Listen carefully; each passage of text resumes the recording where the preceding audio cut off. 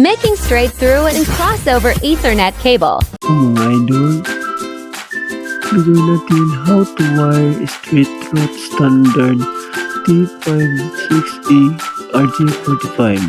So ito ang cable o wire. Ito ang gamitin sa paggawa ng T568A. Una ating gamitan ng crimping tools. At ipasok natin ang guma para sa RJ45 mamaya. So, cutting natin sa knife ng 3 inches. At gagamitan natin ng wire stripper.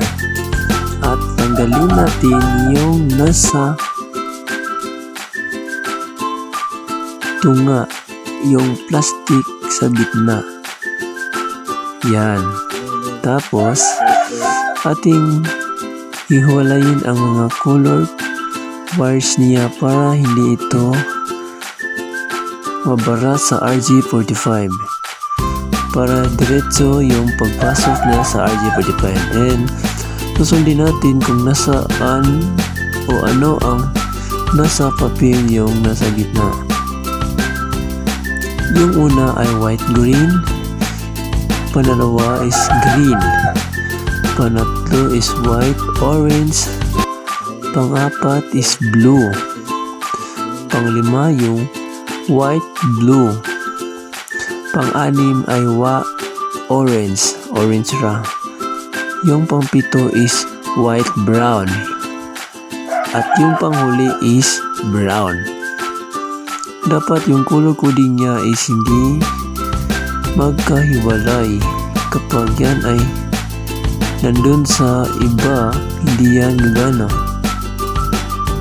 Dapat tama ang paglagay at huwag niyong kalimutan na dapat yung 8 color coding ay dapat tama lang.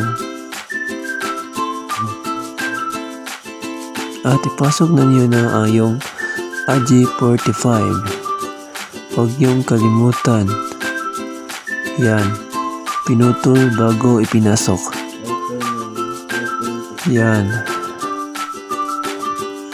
Pinasok na yung RJ45 dun sa cable or wire.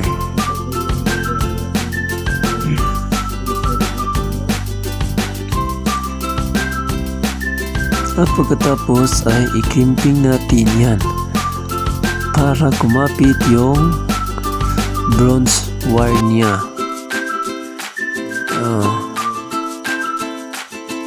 At kapag tapos na ay adjust to guma sa RJ45.